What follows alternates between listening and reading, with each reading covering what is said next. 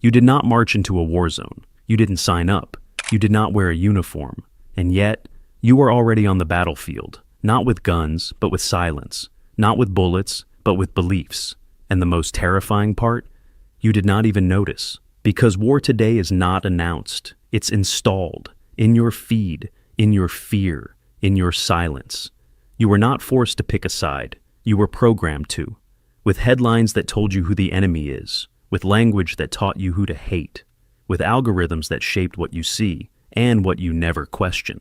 And every time you stayed quiet, every time you scrolled past a bombing, a burning, a broken city, because it was not your side, you became the soldier they needed. Not a rebel, not a monster, just obedient. Hannah Arendt called it the banality of evil, not because evil looks grand or dramatic, but because it looks normal. Because the greatest atrocities were never committed by monsters. They were committed by people who followed the rules, filled out the forms, nodded when they were told to. And maybe you have been nodding too. Maybe you did not know that not choosing is still a choice, that staying neutral still feeds a side. And maybe the most dangerous weapon in this war is your ability to keep living as if it is not happening. So, before we talk about war, let's talk about the war in your mind, how it got there, who put it there, and why obedience does not feel like fear anymore. It feels like comfort, but comfort is not freedom. It's programming, and the ones who programmed you are counting on you never realizing it. This war did not begin with an explosion. It began with a suggestion, a headline, a post, a shared opinion you did not question, a silence you thought was neutral, no boots, no borders, just minds, slowly shifting, ideas slowly aligning, fear slowly justifying. Because the modern war is not fought with tanks anymore. It's fought with perception, and perception is planted, not through violence, but through repetition. Not with evidence, but with emotion. Not by forcing you to think, but by keeping you too distracted to think at all. You were not asked to join. You were absorbed. While you were laughing at memes, scrolling through trends, numbing your senses with content, someone was installing beliefs, softly, strategically. They were not looking for fighters. They were looking for followers, not angry ones, silent ones. Because in this war, silence is loyalty, and loyalty is obedience, and obedience is everything. You did not notice when the questions became dangerous. You did not notice when nuance became betrayal. You did not notice when thinking became picking a side. So you stayed out of it, and that was your enlistment. This war does not need your permission. It needs your passivity. And if you're thinking, I'm not involved, I don't care about politics, I just want peace, then congratulations. That's exactly the mindset they engineered, because peace has been redefined, not as justice, but as your willingness to keep scrolling. This is not war with battlefields, it's war with belief systems. And the people who win are not the loudest. They're the ones who quietly convinced you to stop thinking. You did not put on a helmet, but they gave you one anyway, made of opinions you never formed, fears you never examined, and narratives you never questioned. Now you wear it proudly, defending ideas that are not yours, fighting wars you don't understand, and attacking those who refuse to obey. That's not freedom, that's programming. And the scariest part? You were never asked to think, just to conform. Because the front lines are not on the news, they are in your mind. And the moment you surrendered your critical thought was the moment you were drafted. He was not a monster. He did not scream orders. He did not torture anyone with his own hands. He did not burn villages, bomb cities, or march children to their deaths. He filed papers. He followed procedure. He said, I was just doing my job. His name was Adolf Eichmann, the man who helped orchestrate the Holocaust. When Hannah Arendt watched his trial in Jerusalem in 1961, she expected to see a beast, a psychopath, a sadist. What she saw was horrifyingly worse. She saw a man who looked ordinary, polite, well-groomed, empty. He was not driven by hatred. He was driven by obedience. And that's when Arendt gave the world a phrase that would haunt philosophy forever. The banality of evil. Evil, she realized, does not always come from rage. It does not always wear a uniform or wave a flag. It does not always look like evil at all. Sometimes it looks like paperwork, like procedure, like politeness. like a man who never asked if what he was doing was right. Because evil spreads not through passion, but through passivity. It grows when people stop thinking, when they follow systems without question, when they protect comfort over conscience. And that's what scared Arendt the most, not the monsters, but the mediocrity. She wrote, "The sad truth is that most evil is done by people who never make up their minds to be good or evil. They just go along with it. They normalize the unacceptable. They dilute their responsibility. They outsource morality to whatever system they are in. And they convince themselves, 'I didn't know. I did not mean to. I did not choose this.' But the truth is, you don't need to choose evil to become part of it. You just need to stop choosing it all. And if you think this is only about history, about Nazis, dictators, or long-dead regimes, you are missing the point. Because the same psychology Arendt warned us about is alive right now, in how we justify what our side does, in how we dismiss civilian deaths as collateral damage, in how we silence empathy with labels, in how we nod along because everyone else is nodding too. You don't have to be evil to support evil. You just have to stop asking questions. And that's what Arendt saw. A world not of villains, but of vacant minds, obedient, efficient, dangerously normal. And if we don't learn to recognize that pattern, we don't just repeat history, we become it. You probably don't think of yourself as obedient. You think of yourself as open-minded, neutral, balanced. But obedience doesn't always look like kneeling. Sometimes it looks like comfort. Trap 1. Comfort over truth. The truth is uncomfortable. It demands action. It breaks your rhythm. It threatens the image you've built of yourself as a good, rational, moral person. So, instead of facing truth, you choose ease. You scroll past the airstrike. You mute the screaming mother. You avoid the footage because it's too much. But it's not too much. It's just too real. And comfort is seductive. It whispers, "You're already doing enough." It tells you, "This isn't your problem."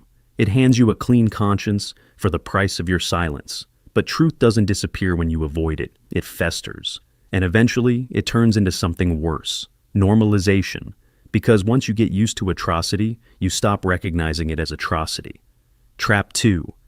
Group belonging greater than critical thinking.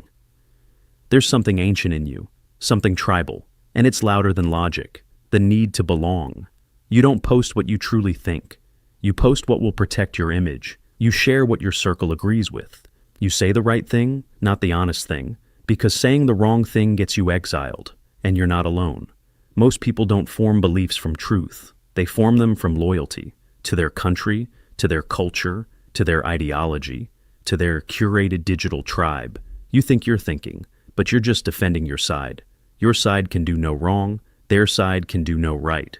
That's not awareness, that's programming.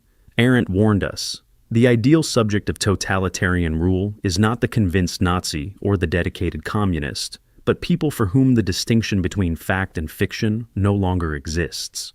And that distinction is erased, not by force, but by fear of not fitting in. Trap 3. Silence as survival. There comes a point where truth becomes dangerous, where saying what you believe makes you a target, where nuance becomes betrayal, where asking questions gets you labeled unpatriotic, insensitive, naive, dangerous. So you stop speaking, you stop thinking out loud, you watch the world break, and you stay quiet. Because everyone else is quiet. But silence isn't safety, it's complicity. Every war needs two kinds of people, those who fight and those who stay silent while others are killed. And while you're not dropping bombs, your silence is making them invisible. You obey every day. Without realizing you obey when you repost a flag, not because you care, but because it's expected. You obey when you ignore the destruction, because it challenges your bias. You obey when you justify what your side did, even when it was unjustifiable. You obey when you choose comfort over confrontation, group over truth, and silence over risk. It doesn't look like obedience. It looks like normal life. But that's exactly the point. This is how obedience survives, not with guns at your head, but with 1,000 tiny compromises, 1,000 quiet nods, 1,000 clicks of approval. And every time you choose the easy path over the honest one, you become part of the machine, Not because you're evil, but because you're afraid. You think your opinions are yours. But how many of them were planted? You weren't handed a weapon. You were handed a story. And that story came wrapped in two things: an enemy and a hero. Not chosen by you, but curated for you. Look closely. Every time conflict breaks out, the same formula appears. One side is defending truth. The other side is evil, chaotic, inhuman. One death is a tragedy. Another death is necessary. The camera doesn't just show you violence, it tells you how to feel about it. A crying child on one side is a victim. A crying child on the other side is a casualty of war. Same pain, different narrative. This isn't journalism, it's emotional architecture. It's not telling you what happened, it's telling you what to believe, and that belief becomes your badge. You repost the approved flag, you echo the correct phrase, you hold the right outrage. But what you're doing isn't thinking, it's aligning, it's obeying. Words don't describe reality, they shape it. And in war, language is the battlefield. Invasion becomes intervention. Civilians become human shields. Torture becomes enhanced interrogation. Massacre becomes collateral damage. These phrases aren't accidents. They are linguistic sedatives. They dull your outrage. They distance your empathy. They let you sleep while others bleed. Because if you called it what it is, you'd be forced to care. And caring is dangerous. It disrupts the illusion of normal. It breaks the spell of compliance. So, they don't just feed you facts. They feed you language that makes complicity feel clean. Then comes the algorithm. You think you're exploring, but you're being looped, fed the same outrage, the same side, the same version of the truth. It learns your fears, your tribal reflexes, your attention span, and then it traps you inside a thought loop. You see your views reflected everywhere. You feel certain. You feel moral. You feel right. But what you're really feeling is controlled. Because if you only ever see what you already believe, you're not being informed. You're being programmed. And that's the brilliance of modern manipulation. You're not forced to obey. You're nudged. You're fed the right outrage, the safe empathy, the approved doubt. And you think that's freedom, when really it's consent without awareness. Hannah Arendt warned that evil thrives not when people choose it, but when they stop choosing altogether. That's what this is. Not mass conspiracy, not mind control, just millions of people being slowly taught to obey, without ever being asked to. You weren't programmed by accident. You were programmed because obedient people don't interrupt the system. And the system doesn't care what you think, as long as you think what it gave you. At some point, obedience stops feeling like a decision. It becomes a rhythm, a reflex, a setting that was flipped on long ago and never turned off. You don't remember when it happened. You just woke up one day and realized you'd stopped thinking for yourself, not because you became evil, but because you became efficient, because it's easier to obey the structure than to confront what the structure creates. You repost the right content. You stay silent at the right times. You echo the right outrage. And none of it feels forced. It feels normal. That's the trick. The system doesn't want your defiance. It doesn't even want your belief. It just wants your automatic compliance. And the more automated you become, the more moral responsibility slips away. You're not choosing anymore. You're reacting. And reactions don't carry guilt because they feel like instinct. But instinct can be programmed, and yours already has been. So, where did your moral compass go? You handed it over to the group, to the cause, to the party, to the platform, to the leader who said the words that made you feel safe. And once that happens, you stop asking what's right. You only ask what's allowed, what's trending, what will get me attacked, what will keep me protected. And somewhere along the line, morality became delegation. You stopped checking your conscience because you assumed someone else was doing it for you. But morality doesn't work like that. It requires presence, tension, responsibility. When you remove those, you remove yourself from the consequences. And that's when evil becomes systemic. Not because no one knew, but because no one asked. Hannah Arendt watched this happen in real time. Ordinary men and women slowly handing over their conscience in exchange for protection, promotion, and belonging. And when asked how it happened, how good people became part of genocide, she didn't talk about ideology. She talked about thoughtlessness. It was not stupidity, but a curious, quite authentic inability to think. Not an inability to know, but to think, to stop, reflect, ask why, and sit with the discomfort. Because evil doesn't need hatred, it needs numbness. And thoughtlessness is the perfect fuel, efficient, polite, deadly. So ask yourself, are you making choices? Or are you just following settings that were installed before you were even aware of them? Because you don't need a gun in your hand to be dangerous. Sometimes, all it takes is a brain on autopilot. They will tell you that silence is noble, that staying out of it is mature, that not choosing sides means you're above the chaos. But silence is not neutral. It's not peace. It's not wisdom. Silence is participation. Wars are not built by warriors alone. They are built by bystanders, by people who did not speak up, did not challenge, did not interrupt the lie. Because silence does not just ignore violence, it protects it. It shields it from scrutiny. It gives it time, space, permission. And the longer you stay quiet, the more you become the perfect citizen, obedient, undisturbed, and complicit. You think you're staying out of it, but what you're really doing is making sure it never stops. Because the greatest enablers of evil aren't those who shout in support. They're the ones who say nothing at all. The ones who watch homes turn to rubble and say, "It's complicated." The ones who hear screams and ask, "But what about the context?" The ones who see a child under the wreckage and scroll past, because it doesn't fit their feed, their side, their comfort. And history is full of them. Ordinary men and women who believed that silence kept them safe, that staying quiet meant staying clean, that doing nothing was somehow better than doing wrong. But doing nothing is doing something. Arendt saw it, over and over, how people allowed horror to happen, not because they hated, but because they refused to be disturbed. And in refusing to be disturbed, they became the foundation evil stood on. Because you can't build a regime without silence.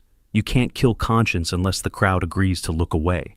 And that's what most people do. They don't light the fire. They just refuse to notice the smoke. So ask yourself, what are you looking away from? What silence are you calling balance? What truths are you hiding behind neutrality? Because in times like these, silence doesn't make you safe. It just makes you next. You were trained to obey without knowing, conditioned to conform without asking, and programmed to believe that comfort is safety. But here's the truth. Awareness is resistance. Not guns, not slogans, not loud declarations of war. Just awareness, sharp, quiet, uncompromising. Because the most dangerous system isn't the one that controls your actions, it's the one that controls your attention. And once you see it, you can't unsee it. They told you not to think too much, that asking questions makes you divisive, that speaking out makes you unstable, that nuance is dangerous. They convinced you that obedience was maturity, that doubt was betrayal, that silence was strength. But now you know? Critical thinking is rebellion, to stop scrolling and start seeing, to ask, whose voice is missing, to wonder, what am I being shown, and what am I being shielded from? That's how rebellion begins, not in rage, not in protest, but in the refusal to nod along mindlessly. You don't need to fight with weapons. You fight by refusing to be unconscious. You fight by staying awake when the world begs you to sleep. You fight by thinking when everyone else has outsourced thought to their tribe. You fight by saying, I will not share what I don't believe. I will not align out of fear. I will not justify harm just because my side did it. That's not passive, that's war, at the level that matters most, the level of consciousness. Because systems built on obedience don't collapse from violence. They collapse when people stop obeying, mentally, when they stop consuming blindly, when they stop fearing truth, when they stop needing permission to think for themselves. So, no, you don't need to become a warrior. You just need to become awake, to see the narrative, to see the manipulation, to see the machine trying to pull you in, and to say, not this time. Because freedom doesn't begin with revolution. It begins with refusing to be programmed. You were never asked to pick up a weapon. You were never given a uniform, no battlefield, no orders, no oath. But you were still drafted, not into a war of nations, but into a war of narratives, a war of silence, a war of obedience. And maybe now you see it. You were not just a spectator.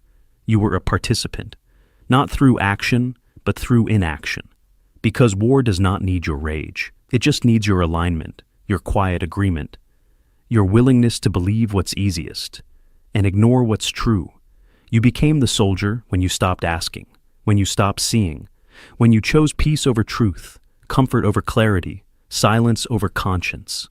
The war did not begin out there.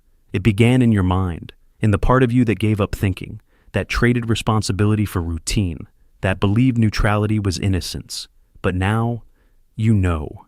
You see the program, you see the design, you see your place in it, and that means you can do something no obedient soldier ever does. You can stop. You can break the pattern. You can reclaim your mind.